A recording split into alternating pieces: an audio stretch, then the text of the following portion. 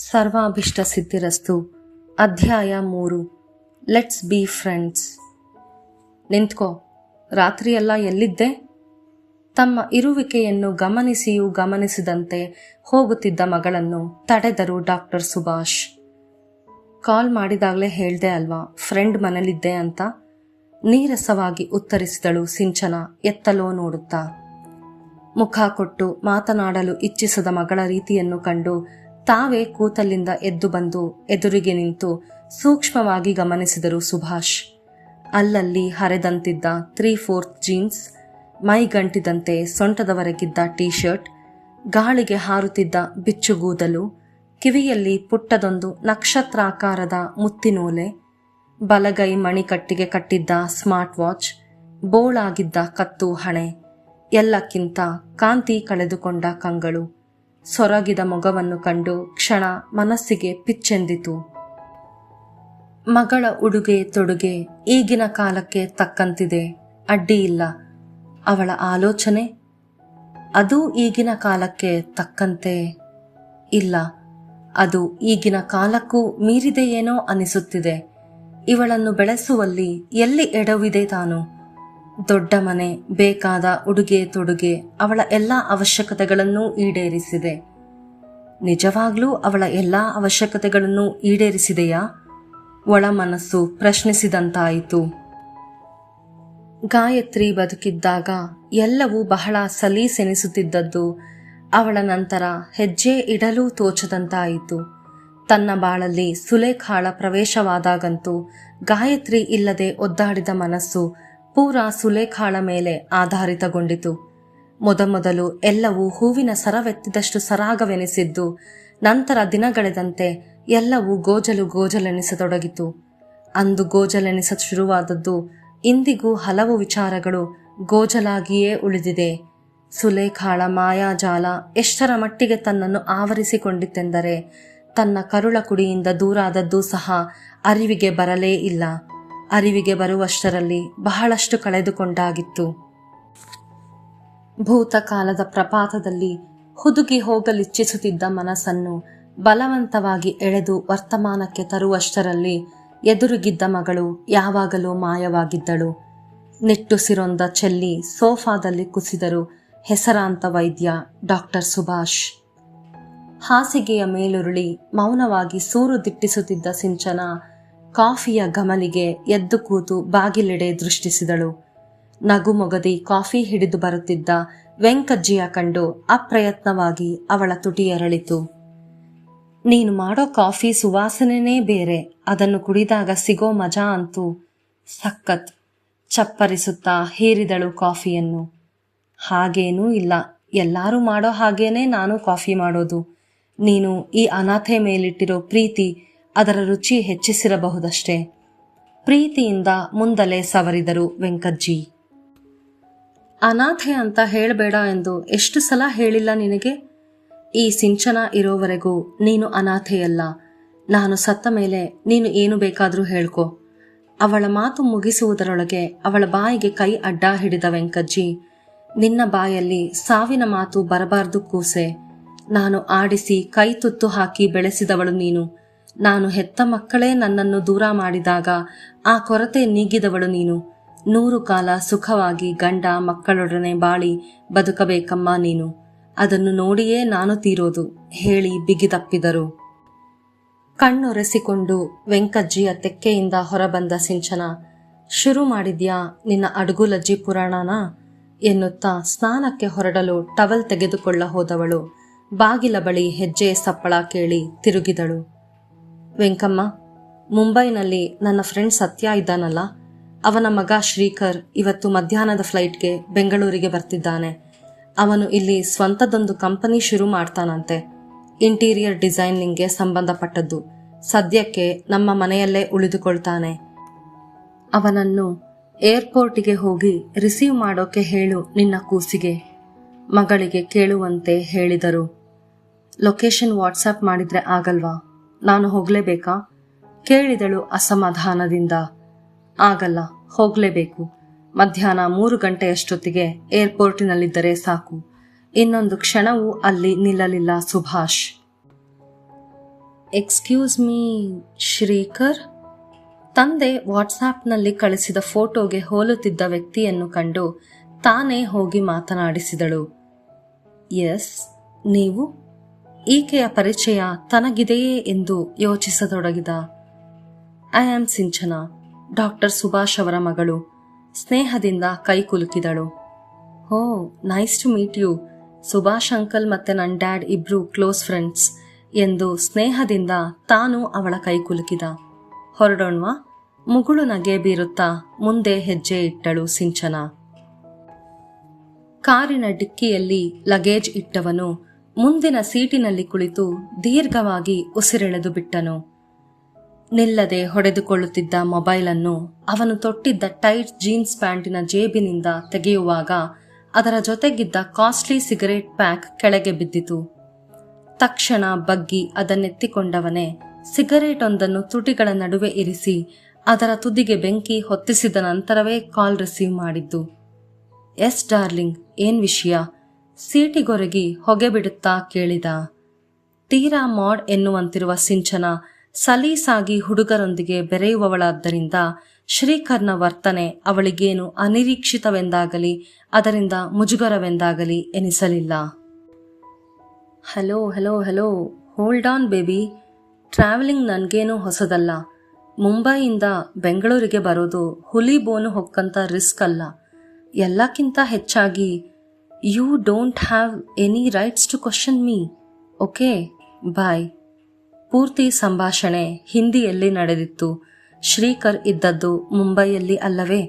Call disconnect ಮಾಡಿದವನೇ ಕೋಪದಿಂದ ಮೊಬೈಲನ್ನು ಡ್ಯಾಶ್ ಬೋರ್ಡ್ ಮೇಲೆಸೆದು ಹಚ್ಚಿದ್ದ ಸಿಗರೇಟ್ ತುಟಿಗಿಟ್ಟನು. Girlfriend? ರಸ್ತೆಯ ಮೇಲೆ ನೆಟ್ಟಿದ್ದ ಅವಳ ದೃಷ್ಟಿಯನ್ನು ಅವನೆಡೆ ಹೊರಳಿಸಿ ನಕ್ಕಳು ಸಿಂಚನಾ. ಅವಳ ಪ್ರಶ್ನೆಗೆ ತುಟಿ ಕೊಂಕಿಸಿ ನಕ್ಕವನು, ಇನ್ನೂ ತುಂಬಾ ಜನ ಇದ್ದಾರೆ ಎಂದನು. Hope you don't mind. ಕೈಲಿದ್ದ ಸಿಗರೇಟ್ ತುಂಡನ್ನು ಅವಳೆಡೆ ತೋರಿಸುತ್ತಾ ಕೇಳಿದ. ನೋ, ಉತ್ತರಿಸಿದಳು ಸ್ಟೀರಿಂಗ್ ತಿರುಗಿಸುತ್ತಾ. ಗ್ರೇಟ್. ನಿಮಗೇನು ತೊಂದರೆ ಇಲ್ಲ ಅಂದ್ರೆ ಆನ್ ದ ವೇ 5 ನಿಮಿಷ ನನ್ನ ಫ್ರೆಂಡ್ ಒಬ್ಬರನ್ನು ಮಾತನಾಡಿಸಿಕೊಂಡು ಹೋಗ್ಬೇಕು, ಪರವಾಗಿಲ್ವಾ? ಕೇಳಿದಳು ಅನುಮಾನಿಸುತ್ತಾ. Boy friend? ಕಣ್ಣು ಮಿಟುಕಿಸಿ ನಕ್ಕನು. ಇಲ್ಲ, ಅವಳು ನನ್ನ ಕ್ಲೋಸ್ ಫ್ರೆಂಡ್. ಪ್ರತಿಯಾಗಿ ನಕ್ಕಳು ಸಿಂಚನಾ. ಹುಬ್ಬೇರಿಸಿ ಕಿಟಕಿಯೆಡೆ ದೃಷ್ಟಿ ಹೊರಳಿಸಿದ. ಗಿಜುಗುಟ್ಟುತ್ತಿದ್ದ ಬೆಂಗಳೂರಿನ ಚಟುವಟಿಕೆಗಳನ್ನು ಗಮನಿಸುವುದರಲ್ಲಿ ಶ್ರೀಕರ್ ಮಗ್ನನಾಗಿದ್ದರೆ ಸಿಂಚನಾಳ ಗಮನವೆಲ್ಲ ರಸ್ತೆಯ ಮೇಲಿತ್ತು. ನನ್ನ ಬಾಯ್ ಫ್ರೆಂಡ್ ಹೆಸರು ಸೂರಜ್ ಅಂತ. ನಾವಿಬ್ಬರು ಒಟ್ಟಿಗೆ BSc ಓದಿದ್ದು. ಲಾಸ್ಟ್ ವೀಕ್ ಅಷ್ಟೇ ಎಕ್ಸಾಮ್ಸ್ ಮುಗಿತು. ಕೆಲ ನಿಮಿಷಗಳ ಮೌನದ ನಂತರ ಡ್ರೈವ್ ಮಾಡುತ್ತಲೇ ಹೇಳಿದಳು ಸಿಂಚನಾ. ಫೈನ್, ಆದರೆ ಸಡನ್ ಆಗಿ ಯಾಕೆ ಇದೆಲ್ಲ ಹೇಳ್ತಿದ್ದೀಯಾ? ಆ್ಯಂಡ್ ಹೋಗು ಬಾ ಅಂತ ಕರೆಯೋದ್ರಿಂದ ತೊಂದರೆ ಇಲ್ಲ ತಾನೆ? ಕಿಟಕಿಯಿಂದ ಹೊರಗೆ ನೋಡುತ್ತಿದ್ದವನು ಸಿಂಚನಾಳ ಕಡೆ ಪ್ರಶ್ನಾರ್ಥಕವಾಗಿ ನೋಡಿದ. Not at all. ನಾನು ನಿನ್ನನ್ನು ಹಾಗೆ ಕರಿತೀನಿ.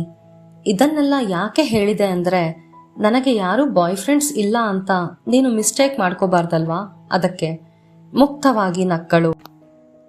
ಇವನ ಬಳಿ ಇರುವ ದುಡ್ಡಿಗೆ, ಇವನ ಅಂದ ಚಂದಕ್ಕೆ ಮಾರು ಹೋಗಿ ಮೇಲೆ ಬೀಳಲು ಯತ್ನಿಸುತ್ತಿದ್ದ ಒಂದೇ ತೆರನಾದ ಮುಂಬೈ ಬೆಡಗಿಯರಿಗಿಂತ ದಿಟ್ಟತನದಿಂದ ನೇರವಾಗಿ ಮುಕ್ತವಾಗಿ ಮಾತನಾಡುವ ಸಿಂಚನಾ ಸ್ನೇಹಮಯಿ ಎನಿಸಿದಳು ಶ್ರೀಕರ್ನಿಗೆ. ಖುಷಿಯಿಂದ ಕೈ ಮೇಲೆತ್ತಿ ಚಪ್ಪಾಳೆ ತಟ್ಟಿದ. ಸಿಂಚನಾಳ ಮುಗುಳು ನಗೆ ಅದಕ್ಕೆ ಪ್ರತ್ಯುತ್ತರವಾಯಿತು. ಏನೋ ಹೇಳಲು ಹೊರಟವಳು ಅವನ ಹೆಸರು ಕರೆದಾಗ you can call me Shri ಎಂದನು. ಓಕೆ ಶ್ರೀ, ನಾನು ಆಗಲೇ ಹೇಳಿದ್ನಲ್ಲ ನನ್ನ ಫ್ರೆಂಡ್ ಒಬ್ಳನ್ನ ಮೀಟ್ ಮಾಡಬೇಕು ಅಂತ. ಇದೇ ಅವಳ ಮನೆ. 5 ನಿಮಿಷ ವೆಯ್ಟ್ ಮಾಡ್ತೀಯಾ? ಮಾತನಾಡಿಸಿಕೊಂಡು ಬರ್ತೀನಿ ಎನ್ನುತ್ತಾ ಮನೆಯೊಂದರ ಮುಂದೆ ಕಾರ್ ನಿಲ್ಲಿಸಿದವಳೆ ಗೇಟಿನೆಡೆ ಓಡಿದಳು. ಕಾರಿನಲ್ಲಿ ಕುಳಿತಿರಲು ಬೇಸರವೆನಿಸಿ ಕೆಳಗಿಳಿದವನು ಮೈ ಮುರಿದು 4 ಹೆಜ್ಜೆ ಮುಂದೆ ಬಂದು ಬೋನೆಟ್ಗೆ ಹೊರಗೆ ನಿಂತು ಸಿಂಚನಾ ಹೋದ ಮನೆಯ ಕಡೆ ಕಣ್ಣು ಹಾಯಿಸಿದ. ಹಳೆಯ ಕಾಲದ ಮನೆಯಂತೆ ಕಂಡರೂ ಆಕರ್ಷಣೀಯವಾಗಿತ್ತು. ಪೋರ್ಟಿಕೋದ ಪೂರ್ತಿ ಹಸಿರು ಚಪ್ಪರ ಹಾಕಿಸಿದಂತೆ ಹಬ್ಬಿಕೊಂಡಿದ್ದ ಮಲ್ಲಿಗೆಯ ಬಳ್ಳಿ, ಕಾಂಪೌಂಡ್ ದಾಟಿ ಬರುತ್ತಿದ್ದ ಅಲ್ಲಲ್ಲಿ ಅರಳಿ ನಿಂತ ಮಲ್ಲಿಗೆಯ ಹೂವಿನ ಕಂಪು, ವಿವಿಧ ಬಣ್ಣಗಳ ದಾಸವಾಳ ಹಾಗೂ ಗುಲಾಬಿಯ ಚಂದ, ಸ್ವಲ್ಪ ತಗ್ಗೆನ್ನುವಂತಿದ್ದ ಕಾಂಪೌಂಡಿನಿಂದ ಇನ್ನೂ ಅದೆಷ್ಟೋ ಗಿಡಗಳು ಕಂಡವು ಶ್ರೀಕರ್ನಿಗೆ. ಬಹುಶಃ ಸ್ವಲ್ಪ ಹೊತ್ತಿಗೆ ಮೊದಲಷ್ಟೇ ಗಿಡಗಳಿಗೆ ನೀರು ಹಾಕಿದ್ದರೇನೋ, ತೇವವಾದ ಮಣ್ಣಿನಿಂದ ಹೊರಹೊಮ್ಮುತ್ತಿದ್ದ ಆ ಸುವಾಸನೆ ಮೈಮರೆಸುವಂತಿತ್ತು. ಓಕೆ ಆರು, ಟೈಮ್ ಆಯ್ತು, ನಾನೇನು ಹೊರಡ್ತೀನಿ. ಅವಸರದಿಂದ ಹೊರಬಂದಳು ಸಿಂಚನ. ಇಷ್ಟು ಬೇಗ ಹೊರಡ್ತೀಯಾ?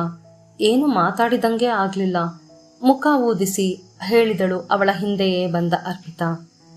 ಇವರಿಬ್ಬರ ಸಂಭಾಷಣೆ ಎತ್ತಲೋ ನೋಡುತ್ತಿದ್ದ ಶ್ರೀಕರ್ನ ಗಮನ ಸೆಳೆಯಿತು. ಶ್ವೇತವರ್ಣದ ಚೂಡಿದಾರ್ ತೊಟ್ಟು ರಾಶಿ ಕೂದಲನ್ನು ತುರುಬಾಗಿ ಸಿಕ್ಕಿಸಿ ಗೇಟಿಗೆ ಬೆನ್ನು ಮಾಡಿ ನಿಂತಿದ್ದ ಅರ್ಪಿತಾಳಿಗೆ ಜೋಡಿ ಕಂಗಳೆರಡು ತಮ್ಮನ್ನು ಗಮನಿಸುತ್ತಿರಬಹುದೆಂದು ತಿಳಿದಿರಲಿಲ್ಲ. ಹಸಿರು ವನದ ನಡುವೆ ಬಿಳಿ ಪಾರಿವಾಳವನ್ನು ಕಂಡಂತಾಯಿತವನಿಗೆ. ಅವನಿಗರಿಯದೆಯೇ ಅವನ ಕಂಗಳು ಅವಳನ್ನು ಅಡಿಯಿಂದ ಮುಡಿಯವರೆಗೂ ವೀಕ್ಷಿಸಿತು. ಸಿಂಚನಾಳ ಎತ್ತರದ ನಿಲುವಿನೆದುರು ಸ್ವಲ್ಪ ಕುಳ್ಳೆನಿಸಿದರೂ ಅವಳ ನಿಲುವಿಗೆ ತಕ್ಕನಾದ ತೆಳು ಮೈಕಟ್ಟು ಕಣ್ಸೆಳೆಯಿತು. ಆ ಸಣ್ಣ ನಡು, ತುಂಬು ನಿತಂಬ ಕ್ಷಣ ಅವನ ಮನಸ್ಸನ್ನು ಚಂಚಲಗೊಳಿಸಿತು. ಅವಳಿಗಿಂತ ಎತ್ತರವಿದ್ದ ಸಿಂಚನಾಳೊಂದಿಗೆ ತಲೆ ಎತ್ತಿ ಸಂಭಾಷಿಸುತ್ತಿದ್ದವಳ ತುರುಬಿನ ಗಂಟು ಸಡಿಲಗೊಂಡು ಧುಮ್ಮಿಕ್ಕುವ ಜಲಪಾತದಂತೆ ಬೆನ್ನ ತುಂಬ ಹರಡಿಕೊಂಡಿತು ಅವಳ ಕಪ್ಪು ಕೂದಲು.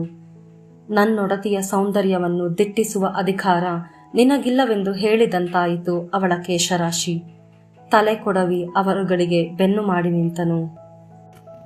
ಸಾರಿ ಡಿಯರ್, ಗೆಸ್ಟ್ ಇದ್ದಾರೆ, ಮನೆಗೆ ಕರೆದುಕೊಂಡು ಹೋಗಬೇಕು. ಇಲ್ಲ ಅಂದರೆ ಡ್ಯಾಡ್ ಸುಮ್ಮನೆ ಹಾರಾಡ್ತಾರೆ. ನಿನಗೆ ಗೊತ್ತಿದೆಯಲ್ಲ. ಬೇಗ ಹೊರಡಲು ಕಾರಣ ತಿಳಿಸುತ್ತಾ ಗೇಟಿನ ಕಡೆ ನೋಡಿದಳು. ಅವಳ ದೃಷ್ಟಿಯನ್ನು ಹಿಂಬಾಲಿಸಿದ ಅರ್ಪಿತಾಳಿಗೆ ಕಾರಿಗೆ ಒರಗಿ ರಸ್ತೆಯ ಮತ್ತೊಂದೆಡೆ ಮುಖ ಮಾಡಿ ನಿಂತಿದ್ದ ಶ್ರೀಕರ್ನ 6 ಅಡಿ ಎತ್ತರದ ನಿಲುವು ಕಂಡಿತು. ಸರಿ, ಇನ್ಯಾವಾಗಾದ್ರೂ ಭೇಟಿಯಾಗೋಣ. ಸಿಂಚನಾಳನ್ನು ಬೀಳ್ಕೊಡಲು ಗೇಟಿನವರೆಗೂ ಬಂದಳು. ಅವರಿಬ್ಬರ ಹೆಜ್ಜೆಯ ಸಪ್ಪಳ ಹತ್ತಿರವಾದಂತೆ ಅವಳನ್ನು ಒಮ್ಮೆ ನೋಡಬೇಕೆಂಬ ಅವನ ಮನದ ಕುತೂಹಲ ಹೆಚ್ಚಾಗತೊಡಗಿತು. ಇನ್ನೇನು ಅವರ ಕಡೆ ತಿರುಗಬೇಕು ಅಷ್ಟರಲ್ಲಿ ವಯಸ್ಸಾದ ಮಹಿಳೆಯೊಬ್ಬರು ಇವನ ಬಳಿ ಬಂದು ಅಡ್ರೆಸ್ ಒಂದನ್ನು ವಿಚಾರಿಸತೊಡಗಿದರು. ತಾನಿಲ್ಲಿಗೆ ಹೊಸಬನಾದ್ದರಿಂದ ತನಗೆ ತಿಳಿಯದೆಂದು ಹೇಳಿ ಆ ಹೆಂಗಸನ್ನು ಕಳಿಸಿ ತಿರುಗುವಷ್ಟರಲ್ಲಿ ಆ ಪಾರಿವಾಳ ಗೂಡು ಸೇರಿಕೊಳ್ಳುವ ಆತುರದಲ್ಲಿತ್ತು. ಹೋಗೋಣ. ಕಾರಿನ ಬಾಗಿಲು ತೆರೆದು ಡ್ರೈವರ್ ಸೀಟಿನಲ್ಲಿ ಆಸೀನಳಾದಳು ಸಿಂಚನ. ಬೇರೆ ದಾರಿ ಇಲ್ಲದೆ ಶ್ರೀಕರ್ ಕೂಡ ಬಂದು ಅವಳ ಪಕ್ಕ ಕುಳಿತನು. ಆದರೂ ಕುತೂಹಲ ತಡೆಯದೆ ಸಿಂಚನಾಳ ಬಳಿಯ ಕಿಟಕಿಯಿಂದ ಆ ಮನೆಯ ಕಡೆ ನೋಡಿದನು. ಓಡು ನಡಿಗೆಯಲ್ಲಿ ಮನೆಯ ಕಡೆ ಹೋಗುತ್ತಿದ್ದವಳು ಬಾಗಿಲು ತಲುಪಿದ್ದೆ ಹೊಸ್ತಿಲ ಬಳಿ ನಿಂತು ಹಿಂದಿರುಗಿ ನಗುಮೊಗದಿ ಸಿಂಚನಾಳಿಗೆ ಕೈ ಬೀಸಿದಳು. ಗಾಳಿಗೆ ಹಾರುತ್ತಿದ್ದ ಮುಂಗುರುಳನ್ನು ಹಿಂದೆ ಸರಿಸುವ ಪ್ರಯಾಸದಲ್ಲಿದ್ದಳು ಅವಳು. ಮುಸ್ತಂಜೆಯ ಇಡೀ ಬಿಸಿಲಿನ ಜಳಕ್ಕೆ ತುಸು ಕೆಂಪಡರಿದ್ದ ಆ ಮೊಗ, ಕಡು ಗುಲಾಬಿ ಬಣ್ಣದ ಪಕಳೆಗಳಂತಿದ್ದ ಆ ತುಟಿಗಳು, ಅವಳ ನಾಸಿಕವನ್ನಲಂಕರಿಸಿದ ಮೂಗುತಿಗೆ ಪೈಪೋಟಿ ಎನ್ನುವಂತೆ ಮಿನುಗುತ್ತಿದ್ದ ಆ ಕಂಗಳ ಹೊಳಪು ಎಂತಹ ಸನ್ಯಾಸಿಯನ್ನಾದರೂ ಚಂಚಲಗೊಳಿಸುವಂತಿತ್ತು. ಅಂತಹುದರಲ್ಲಿ ಮುಂಬೈನಲ್ಲಿ ಅವನ ಸ್ನೇಹಿತರ ಬಳಗದಲ್ಲಿ ಕಲಿಯುಗ ಕೃಷ್ಣನೆಂದೇ ಹೆಸರಾಗಿದ್ದ ಶ್ರೀಕರ್ ಮನಸ್ಸು ಚಂಚಲಗೊಳ್ಳದಿರಲು ಸಾಧ್ಯವೇ? ಬ್ಯೂಟಿಫುಲ್, ಕನಸಿನಲ್ಲಿದ್ದಂತೆ ಉದ್ಗರಿಸಿದ. ಮನಸ್ಸಾಡಿದ ಮಾತನ್ನು ತಡೆಯಬೇಕೆನ್ನುವಷ್ಟರಲ್ಲಿ ತುಟಿಗಳು ಅದನ್ನು ಹೊರಹಾಕಿದ್ದವು. ಶ್ರೀಕರ್ನ ಮಾತು ಕೇಳಿಸಿಕೊಂಡ ಸಿಂಚನ ಬಂದ ನಗುವನ್ನು ತಡೆದು ಅರ್ಪಿತಾಳಿಗೆ ಕೈ ಬೀಸಿ ಕಾರಿನ ಚಕ್ರಗಳಿಗೆ ಜೀವ ತುಂಬಿದಳು. ಅರ್ಪಿತಾ ನಿಂತಲ್ಲಿಂದ ಸಿಂಚನಾಳ ಪಕ್ಕ ಕುಳಿತಿದ್ದ ಶ್ರೀಕರ್ನ ಮುಖ ಕಾಣುವಂತಿರಲಿಲ್ಲ. ಕಾರು ಹೊರಟದ್ದು ನೋಡಿ ತಾನೂ ಒಳಹೋದಳು. ಶ್ರೀ, ಏನೋ ಹೇಳಿದಂತಿತ್ತಲ್ಲ, ನನಗೆ ಸರಿಯಾಗಿ ಕೇಳಿಸ್ಲಿಲ್ಲ. ಅದೇನು ಅಂತ ಇನ್ನೊಂದು ಬಾರಿ ಹೇಳು. ಕಳ್ಳ ಬೆಕ್ಕನ್ನು ಹಿಡಿಯುವಂತೆ ಕೇಳಿದಳು ಸಿಂಚನ. ನಾನಾ? ಇಲ್ವಲ್ಲ, ನಾನೇನು ಹೇಳಿಲ್ಲ. ಅವಳು ಯಾವುದರ ಬಗ್ಗೆ ಕೇಳುತ್ತಿದ್ದಾಳೆಂದು ಅರ್ಥವಾಗಿದ್ದರೂ ಸಹ ಅರ್ಥವಾಗದಂತೆ ನಟಿಸಿದ. ಡೋಂಟ್ ಲೈ, ನನ್ನ ಫ್ರೆಂಡ್ನ ನೋಡಿ ನೀನೇನು ಹೇಳಿದೆ ಅಂತ ನಾನು ಕೇಳಿಸ್ಕೊಂಡೆ. ನೆಪ ಹೇಳಿ ನುಣುಚಿಕೊಳ್ಳಲಾಗದು ಎಂಬಂತೆ ನೋಡಿದಳು. ಯಾಕೆ? Are you jealous? ಛೇಡಿಸಿದ. ಖಂಡಿತ ಇಲ್ಲ. ಅರುಗೆ ಈ ಪ್ರಶಂಸೆ ಕೊಡ್ತಿರೋ ಮೊದಲನೇ ವ್ಯಕ್ತಿ ಏನಲ್ಲ ನೀನು. ಅಷ್ಟಕ್ಕೂ ಜೆಲಸ್ ಅಂತೆಲ್ಲ ಫೀಲ್ ಆಗೋಕೆ ನಾನಾಗಲಿ ಅರು ಆಗಲಿ ಬೇರೆ ಹುಡುಗಿಯರ ಹಾಗೆ ಎಲ್ಲ ಹುಡುಗರು ನಮ್ಮ ಹಿಂದೆನೇ ಸುತ್ತಬೇಕು ಅಂತ ಬಯಸುವವರಲ್ಲ. ಅದರಲ್ಲೂ ಅರು ಇಂತಹ ಪ್ರಶಂಸೆಗಳಿಗೆಲ್ಲ ಕಿವಿಗೊಡೋದಿಲ್ಲ. ಸೊ ನಮ್ಮಿಬ್ಬರ ನಡುವೆ ಜಲಸ್ ಅನ್ನೋ ಪದಕ್ಕೆ ಜಾಗವಿಲ್ಲ. ಹೆಮ್ಮೆಯಿಂದ ಹೇಳಿದಳು ಸ್ನೇಹಿತೆಯ ಬಗ್ಗೆ. ಯಾಕೆ, ಅವರು ನಾರ್ಮಲ್ ಹುಡುಗಿ ಅಲ್ವಾ? ಮತ್ತದೇ ಚೇಡಿಕೆಯ ದನಿ. ಶ್ರೀಕರ್ ಕೋಪದಿಂದ ಕಣ್ಣಗಲಿಸಿ ಗುಡುಗಿದಳು. ಅಲ್ಲ, ಹುಡುಗರು ಹೊಗಳಿದರೆ ಯಾವ ಹುಡುಗಿಗೆ ತಾನೇ ಇಷ್ಟ ಆಗಲ್ಲ, ಖುಷಿಯಾಗಲ್ಲ ಹೇಳು? ಅದಕ್ಕೆ ಹಾಗೆ ಕೇಳಿದೆ ಅಷ್ಟೇ, ಸಮಾಧಾನಿಸಲು ಯತ್ನಿಸಿದ. ನೀವು ಹುಡುಗರು ಬಿಡೋ ರೈಲು ಹತ್ಕೊಂಡಿಲ್ಲ ಅಂದಾಕ್ಷಣ ನಿಮ್ಮ ಪ್ರಕಾರ ಆ ಹುಡುಗಿಯರು ಅಬ್ನಾರ್ಮಲ್ ಅಂತಾನ? ಅವಳ ಕೋಪವಿನ್ನೂ ಇಳಿದಿಲ್ಲವೆಂದು ಅವಳ ದನಿಯಿಂದಲೇ ತಿಳಿಯಬಹುದಿತ್ತು. ಓಕೆ, ನನ್ನದೇ ತಪ್ಪು, ಸರಿನಾ? ಕಿವಿ ಹಿಡಿದುಕೊಂಡು ಕ್ಷಮೆ ಯಾಚಿಸಿದ ರೀತಿಗೆ ನಗು ತಡೆಯಲಾಗಲಿಲ್ಲ ಅವಳಿಗೆ. ಡ್ಯಾಡ್ ಹೇಳ್ತಿದ್ರು, ನೀನೇನೋ ಇಲ್ಲಿ ಸ್ವಂತ ಕಂಪನಿ ಶುರು ಮಾಡೋ ಪ್ಲಾನ್ ಇಟ್ಕೊಂಡು ಬಂದಿದ್ಯಾ ಅಂತ.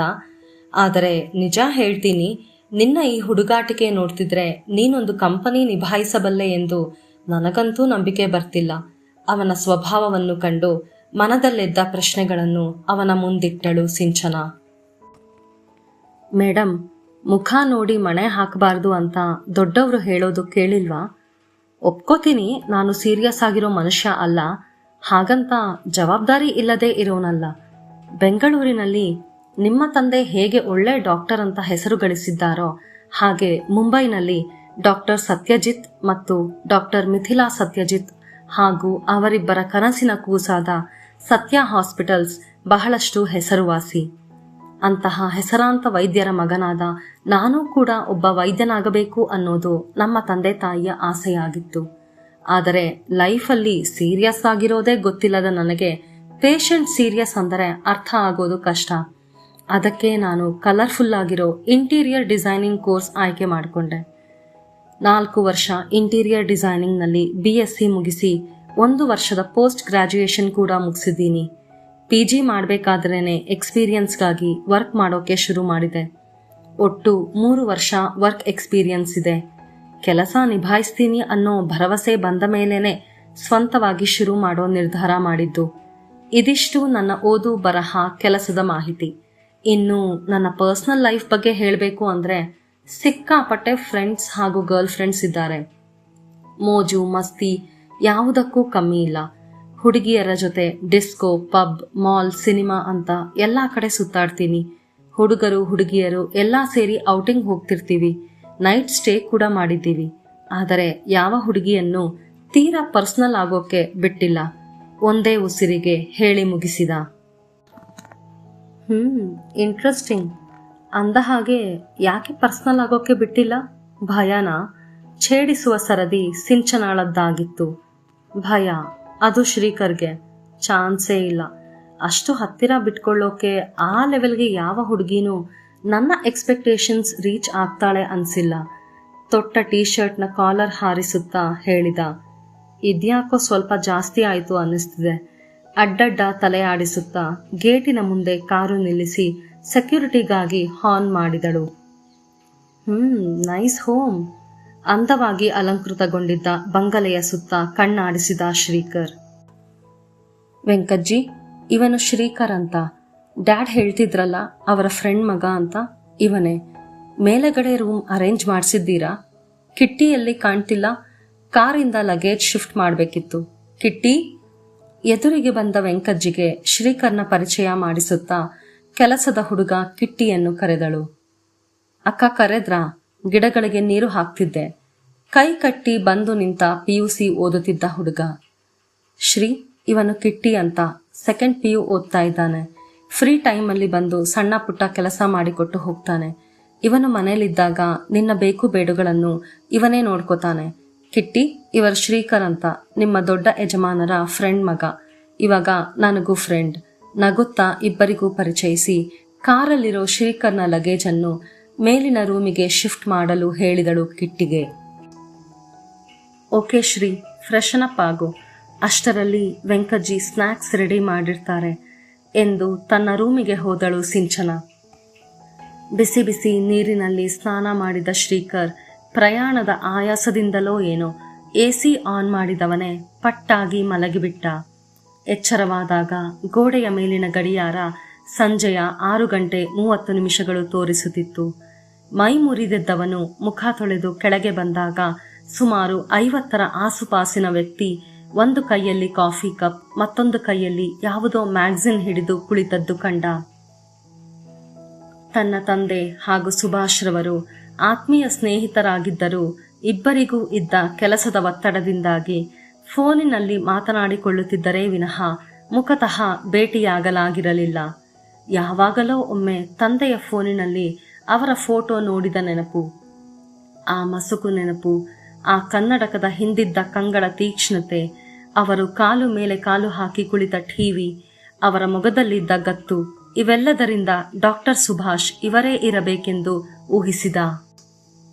ಮೆಟ್ಟಿಲುಗಳ ಮೇಲಿನ ಹೆಜ್ಜೆ ಸಪ್ಪಳಕ್ಕೆ ತಲೆ ಎತ್ತಿದವರೇ ತಮ್ಮೆಡೆಗೆ ಬರುತ್ತಿದ್ದ ಶ್ರೀಕರ್ನನ್ನು ಕಂಡು ತಮ್ಮ ಗೆಳೆಯ ಸತ್ಯಜಿತ್ನನ್ನು ಕಂಡಂತೆಯೇ ಎನಿಸಿ ಸಲುಗೆಯಿಂದ 4 ಹೆಜ್ಜೆ ಮುಂದೆ ಹೋಗಿ ಆತ್ಮೀಯತೆಯಿಂದ ತಬ್ಬಿಕೊಂಡರು ಗೆಳೆಯನ ಮಗನನ್ನು. ಶ್ರೀ, ಮೈ ಬಾಯ್, ಹ್ಯಾಪಿ ಟು ಸಿ ಯು. ನಿನ್ನ ವಯಸ್ಸಿನಲ್ಲಿ ನಿಮ್ಮಪ್ಪ ಕೂಡ ಹೀಗೆ ಕಾಣ್ತಿದ್ದ. ನೀನೆಲ್ಲ ಅವನ ಹಾಗೇನೆ. ಹೆಮ್ಮೆಯಿಂದ ಬೆಂತಡವಿದರು. Hello uncle. ಸ್ನೇಹಮಯ ನಗೆ ಬೀರಿದ. ಹಾಯ್ ಶ್ರೀ. ಬಂದ ಸಿಂಚನ ಮಾತನಾಡಿಸಿದಳು ಶ್ರೀಕರ್ನನ್ನು. ಪ್ರತಿಯಾಗಿ ಅವನು ಕೈ ಬೀಸಿದ. ಕಾಫಿ ಎನ್ನುತ್ತಾ ವೆಂಕಜ್ಜಿ ಟ್ರೇ ಹಿಡಿದು ಬಂದಾಗ ಶ್ರೀಕರ್ ಹಾಗೂ ಸಿಂಚನ ಕಾಫಿ ಕಪ್ ತೆಗೆದುಕೊಂಡು ಸೋಫಾದಲ್ಲಿ ಕುಳಿತು ಕಾಫಿ ಹೀರತೊಡಗಿದರು. ಸತ್ಯ ಹೇಳಿದ, ನೀನೇನೋ ಸ್ವಂತವಾಗಿ ಕಂಪನಿ ಶುರು ಮಾಡಬೇಕು ಅಂತಿದ್ದೀಯಾ ಎಂದು ಶ್ರೀಕರ್ನ ಕಡೆ ನೋಡುತ್ತಾ ಕೇಳಿದರು ಸುಭಾಷ್. ಎಸ್ ಅಂಕಲ್, ನನ್ನದೇ ಇಂಟೀರಿಯರ್ ಡಿಸೈನಿಂಗ್ ಕಂಪನಿ ಓಪನ್ ಮಾಡೋಣ ಅಂತ. ಈಗಾಗಲೇ ಆಫೀಸ್ ಸ್ಪೇಸ್, ವರ್ಕರ್ಸ್ ಸೆಲೆಕ್ಷನ್ ಎಲ್ಲ ಆಗಿದೆ. 2 ದಿನಕ್ಕೆ ಇನಾಗ್ರೇಷನ್ ಇಟ್ಕೊಳ್ಳೋಣ ಅಂತ. ಅದಕ್ಕೀಗಾಗಲೇ ಪ್ರಿಪರೇಷನ್ ಸ್ಟಾರ್ಟ್ ಆಗಿದೆ. ಹೇಳುವಾಗ ಅವನ ದನಿಯಲ್ಲಿದ್ದ ಆತ್ಮವಿಶ್ವಾಸ, ಹೆಮ್ಮೆಯನ್ನು ಕಂಡು ಹುಬ್ಬೇರಿಸಿದರು Subhash. Very good, I wish you all the best. ಕೈ ಕುಲುಕಿ ಪ್ರೋತ್ಸಾಹಿಸಿದರು. ಓಕೆ ಶ್ರೀ, ನನಗೆ ಸ್ವಲ್ಪ ಕೆಲಸ ಇದೆ, ಹೋಗ್ಬೇಕು. ಖಾಲಿಯಾದ ಕಾಫಿ ಕಪ್ಪನ್ನು ಟೇಬಲ್ ಮೇಲಿಡುತ್ತಾ ಗಂಟೆ 7 ನೋಡಿ ಸೂರಜ್ ಹಾಗೂ ಅವಳ ಇತರೆ ಸ್ನೇಹಿತರು ಅವಳಿಗಾಗಿ ಕಾಯುತ್ತಿರುತ್ತಾರೆಂದು ನೆನಪಾಗಿ ಅವಸರದಿಂದೆದ್ದಳು ಸಿಂಚನ. ಎಲ್ಲಿಗೆ ಹೊರಟೆ? ಇಷ್ಟೊತ್ತಲ್ಲಿ ಅದೆಂಥ ಕೆಲಸ? ಮಗಳು ಹೊರಗೆ ಹೊರಟದ್ದನ್ನು ಕಂಡು ಮುಖ ಧುಮ್ಮಿಸಿದರು ಸುಭಾಷ್. ಹೇಳಿದ್ನಲ್ಲ ಕೆಲಸ ಇದೆ ಅಂತ. ಉಕ್ಕಿ ಬರುತ್ತಿದ್ದ ಕೋಪವನ್ನು ಬಹಳ ಪ್ರಯಾಸದಿಂದ ತಡೆಯುತ್ತಾ ಉತ್ತರಿಸಿದಳು ಸಿಂಚನ. ತಂದೆ ತಗಾದೆ ತೆಗೆಯದೆ ಸುಮ್ಮನಿರಲಾರರೆಂದು ಅರಿತಿದ್ದವಳು ಅವರ ಕೂಗಾಟದಿಂದ ತಪ್ಪಿಸಿಕೊಳ್ಳಲು ಶ್ರೀಕರ್ನ ಕೂಡ ಜೊತೆಗೆ ಕರೆದುಕೊಂಡು ಹೋಗುವ ಯೋಚನೆ ಮಾಡಿದಳು. ಶ್ರೀ, ಮನೇಲಿ ನಿನಗೂ ಬೋರ್ ಆಗಬಹುದು. ನಾವು 5 ಜನ ಫ್ರೆಂಡ್ಸ್ ಗೆಟ್ ಟುಗೆದರ್ ಪ್ಲಾನ್ ಮಾಡಿದ್ದೀವಿ. ನೀನು ಬಂದ್ರೆ ಚೆನ್ನಾಗಿರುತ್ತೆ ಎಂದು ಅವನ ಮುಖವನ್ನು ನೋಡಿದಳು. Fine, let's go. ಸಲೀಸಾಗಿ ಎಲ್ಲರೊಂದಿಗೆ ಬೆರೆವ ನಿಸ್ಸಂಕೋಚ ಸ್ವಭಾವದ ಶ್ರೀಕರ್ ಒಂದೇ ಮಾತಿಗೆ ಸಿಂಚನಾಳೊಂದಿಗೆ ಹೋಗಲು ಒಪ್ಪಿದಾಗ ಮತ್ತೇನಾದರೂ ಹೇಳಲು ಬಾಯಿ ಕಟ್ಟಿದಂತಾಯಿತು ಸುಭಾಷ್ ರವರಿಗೆ. ಅವರಿಬ್ಬರು ಜೊತೆಯಲ್ಲಿ ಹೋಗುತ್ತಿದ್ದುದನ್ನು ಕಂಡು ಮನಸ್ಸು ಬೇರೆಯೇ ಲೆಕ್ಕಾಚಾರ ಹಾಕಲು ಶುರು ಮಾಡಿತು. ಆದರೆ ಮಗಳು ಅದಕ್ಕೊಪ್ಪಬೇಕಲ್ಲ. ನನ್ನ ಫ್ರೆಂಡ್ ಮನೆಯಲ್ಲಿ ಪಾರ್ಟಿ ಅರೇಂಜ್ ಆಗಿದೆ. ಹಾಗೆ ಹೋಗ್ತಾ ದಾರಿಲಿ ಸೂರಜ್ನ ಕೂಡ ಪಿಕ್ ಮಾಡಿಕೊಂಡು ಹೋಗ್ಬೇಕು ಹೇಳಿದಳು ಕಾರ್ ಸ್ಟಾರ್ಟ್ ಮಾಡುತ್ತಾ. ಡನ್ ಎಂದು ಹೆಬ್ಬೆಟ್ಟು ತೋರಿಸಿದ. ಅಂಕಲ್ಗೂ ನಿನಗೂ ಕೋಲ್ಡ್ ವಾರ್ ಅನ್ಸುತ್ತೆ ನಗುತ್ತಾ ಕೇಳಿದ ಸಿಂಚನಾಳನ್ನು. ಗೊತ್ತಾಗೋಯ್ತಾ? ಸ್ಮಾರ್ಟ್. ಸಣ್ಣ ನಗೆ ಬೀರಿ ಕೆಲ ನಿಮಿಷಗಳು ಮೌನದ ಮೊರೆ ಹೊಕ್ಕವಳು. ನಂತರ ತನ್ನ ಹೆತ್ತ ತಾಯಿಯ ಅಗಲಿಕೆ, ತಂದೆ ಸುಲೇಖಾಳನ್ನು ಮದುವೆಯಾದದ್ದು, ತಾನವಳನ್ನು ತಾಯಿಯಂತೆ ಒಪ್ಪಿಕೊಳ್ಳಲಾಗದೆ ಇತ್ತ ತಂದೆಯ ಪ್ರೀತಿಯೂ ಸಿಗದೆ ವೆಂಕಜ್ಜಿಯ ಆರೈಕೆಯಲ್ಲಿ ಬೆಳೆದದ್ದು, ದಿನಗಳೆದಂತೆ ತಂದೆ ಮಗಳ ನಡುವೆ ದೊಡ್ಡ ಕಂದಕವೇ ಸೃಷ್ಟಿಯಾದದ್ದು ಎಲ್ಲವನ್ನೂ ಹೇಳಿಕೊಂಡಳು. ಈ ಸಮಾಧಾನ ಮಾಡೋಕೆಲ್ಲ ನನಗೆ ಖಂಡಿತ ಬರೋದಿಲ್ಲ ಸಿಂಚನ. ನಿನ್ನ ಜೀವನನ ನಿನಗೆ ಹೇಗೆ ಬೇಕೋ ಹಾಗೆ ಜೀವಿಸು ಅಂತ ಹೇಳಬಲ್ಲೆ ಅಷ್ಟೇ ಹೇಳಿ ಭುಜ ತಟ್ಟಿದಾಗ ಪ್ರತಿಯಾಗಿ ತಲೆದೂಗಿದಳು. ಅಂಗಡಿ ಮುಂಗಟ್ಟೊಂದರ ಮುಂದೆ ಸೂರಜ್ ನಿಂತದ್ದು ಕಂಡು ಕಾರು ಸ್ಲೋ ಮಾಡಿ ಬ್ರೇಕ್ ಹಾಕಿದಳು. ಸಿಂಚನಾಳ ಪಕ್ಕದಲ್ಲಿ ಅಪರಿಚಿತ ಯುವಕನನ್ನು ನೋಡಿ ಸೂರಜ್ನ ಹುಬ್ಬೇರಿತು. ಅದನ್ನರಿತ ಸಿಂಚನ ಹಿಂದಿನ ಸೀಟಿನಲ್ಲಿ ಕುಳಿತುಕೋ ಎಂಬಂತೆ ಸನ್ನೆ ಮಾಡಿದಳು. ಸೂರಜ್ನ ಮನಸ್ಸಿನಲ್ಲಿ ಮೂಡಿರಬಹುದಾದಂಥ ಪ್ರಶ್ನೆಗಳನ್ನು ಊಹಿಸಬಲ್ಲವಳಾಗಿದ್ದ ಸಿಂಚನಾ ಅವನೇನಾದರೂ ಕೇಳುವ ಮುನ್ನ ಇವಳೇ ಶ್ರೀಕರ್ನ ಪೂರ್ವಾಪರವನ್ನೆಲ್ಲ ಬಿಚ್ಚಿಟ್ಟಳು. ಹೇ, ನೈಸ್ ಮೀಟಿಂಗ್ ಯು. ಸಲಿಗೆಯಿಂದ ಸೂರಜ್ ಅವನ ಭುಜ ತಟ್ಟಿದಾಗ ಶ್ರೀಕರ್ ಸಹ ಸ್ನೇಹಾಸ್ತವನ್ನು ಚಾಚಿದ. ಅಂದಿನ ಪಾರ್ಟಿಯಲ್ಲಿ ಎಲ್ಲರ ಗಮನವು ಹ್ಯಾಂಡ್ಸಮ್, ಬೋಲ್ಡ್, ಜಾಲಿಯಾಗಿದ್ದ ಶ್ರೀಕರ್ನ ಮೇಲೆಯೇ ಇತ್ತು. ಹುಡುಗಿಯರಂತೂ ಸಕ್ಕರೆಗೆ ಇರುವೆ ಮುತ್ತಿಕೊಳ್ಳುವ ಹಾಗೆ ಅವನ ಬಳಿಯಿಂದ ಸರಿಯುತ್ತಿರಲಿಲ್ಲ. ಬೇಕಾದಂತೆ ಹಾಡಿ, ಕುಣಿದು, ಕುಡಿದು, ತಿಂದು ತೇಗಿ ಪಾರ್ಟಿ ಮುಗಿಸುವಷ್ಟರಲ್ಲಿ ರಾತ್ರಿ 12:30 ಸ್ವಲ್ಪ ಹೆಚ್ಚೆನ್ನುವಷ್ಟು ಕುಡಿದಿದ್ದ ಸಿಂಚನಾ ಸೂರಜ್ನೊಂದಿಗೆ ಅವನ ಅಪಾರ್ಟ್ಮೆಂಟ್ಗೆ ಹೋಗುವುದಾಗಿ ಹೇಳಿ ಶ್ರೀಕರ್ಗೆ ಅವಳ ಕಾರಿನಲ್ಲಿ ಮನೆಗೆ ಹೋಗಲು ತಿಳಿಸಿದಳು.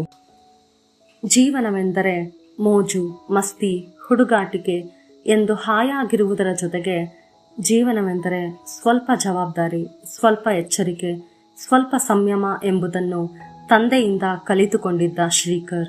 ಆ ಕಲಿಕೆ ಅವನನ್ನು ಮೈಮರೆಯುವಷ್ಟು ಕುಡಿಯಲು ಬಿಟ್ಟಿರಲಿಲ್ಲವಾದ್ದರಿಂದ ಆರಾಮವಾಗಿ ಕಾರು ಓಡಿಸಿಕೊಂಡು ಮನೆ ತಲುಪಿದ. ಗಂಟೆಯಾಗಲೇ 1 ದಾಟಿತ್ತು. ಇಷ್ಟೊತ್ತಿನಲ್ಲಿ ಕಾಲಿಂಗ್ ಬೆಲ್ ಒತ್ತಿ ಡಿಸ್ಟರ್ಬ್ ಮಾಡಬೇಕಲ್ಲ ಎಂದು ಯೋಚಿಸುತ್ತಿರುವಾಗಲೇ ವೆಂಕಜ್ಜಿ ಬಂದು ಬಾಗಿಲು ತೆರೆದರು. ಈ ವಯಸ್ಸಿನಲ್ಲಿ ಈಕೆ ನನ್ನಿಂದಾಗಿ ನಿದ್ದೆಗೆಡುವಂತಾಯಿತಲ್ಲ ಎಂದು ಮನಸ್ಸಿಗೆ ಪಿಚ್ಚೆನಿಸಿ ಪೆಚ್ಚು ನಗೆ ಬೀರಿ ಒಳಗೆ ಬಂದ. ತಿನ್ನೋಕೆ ಅಥವಾ ಕುಡಿಯೋಕೆ ಹಾಲೇನಾದರೂ ಕೊಡಲೇನಪ್ಪ? ಬಾಗಿಲು ಹಾಕಿ ಬಂದು ಅಕ್ಕರೆಯಿಂದ ವಿಚಾರಿಸಿದಳು ವೆಂಕಜ್ಜಿ. ಬೇಡ ಅಜ್ಜಿ, ಸಾರಿ, ತೊಂದರೆ ಕೊಟ್ಟೆ. ಧ್ವನಿ ತಗ್ಗಿಸಿ ನುಡಿದ. ಛೇಛೆ, ಹಾಗೇನಿಲ್ಲಪ್ಪ. ಅಂದಹಾಗೆ ಸಿಂಚನಾ? ಅವನೊಬ್ಬನೇ ಬಂದದ್ದು ಕಂಡು ಸಿಂಚನಾಳ ಬಗ್ಗೆ ಆತಂಕಗೊಂಡಿತ್ತು ಆ ವೃದ್ಧ ಜೀವ. ಅದು ಅವಳ ಫ್ರೆಂಡ್ ಮನೆಗೆ ಹೋದಳು, ಬೆಳಿಗ್ಗೆ ಬರ್ತಾಳಂತೆ. ಹೇಳಲೋ ಬೇಡವೋ ಎಂದು ಕ್ಷಣ ಅನುಮಾನಿಸಿದವನು ಆಕೆ ತನ್ನ ಉತ್ತರಕ್ಕಾಗಿ ಕಾಯುತ್ತಿರುವುದ ಕಂಡು ಹೇಳಿದ. ಸಿಂಚನಾ ಈಗ ಬರುವುದಿಲ್ಲ, ಬೆಳಿಗ್ಗೆಯೇ ಬರುವುದು ಎಂದು ಖಚಿತವಾದಾಗ ಸಪ್ಪೆಯ ಮುಖದಿಂದ ಒಳಹೋದ ವೆಂಕಜ್ಜಿಯನ್ನು ನೋಡಿ ನಿಟ್ಟುಸಿರೊಂದು ಹೊರಬಂದಿತು ಶ್ರೀಕರ್ನಿಂದ. Hi friends, ಹೇಗನಿಸ್ತು ಸರ್ವಾಭಿಷ್ಟ ಸಿದ್ಧರಸ್ತುವಿನ 3 ಅಧ್ಯಾಯಗಳು? ಹೇಗನಿಸಿದ ನಮ್ಮ ಹೀರೋ ಶ್ರೀಕರ್? ಸಖತ್ ಕೂಲ್ ಆ್ಯಂಡ್ ಬಿಂದಾಸ್ ಅಲ್ವಾ? ಥೇಟ್ ನಮ್ಮ ಸಿಂಚನಾಳ ಹಾಗೆ. ಆದರೆ ನಮ್ಮ ಹುಡುಗನ ಹಾರ್ಟ್ ಬೀಟ್ ಸ್ಕಿಪ್ ಆಗಿದ್ದು ಅವನಿಗೆ ಡೆಡ್ ಆಪೋಸಿಟ್ ಆಗಿರೋ ಅರ್ಪಿತಾನ ನೋಡಿ. ಸೊ ಮುಂದೇನು? ಮುಂದಿನ ಅಧ್ಯಾಯಕ್ಕಾಗಿ ಸ್ವಲ್ಪ ವೆಯ್ಟ್ ಮಾಡಿ.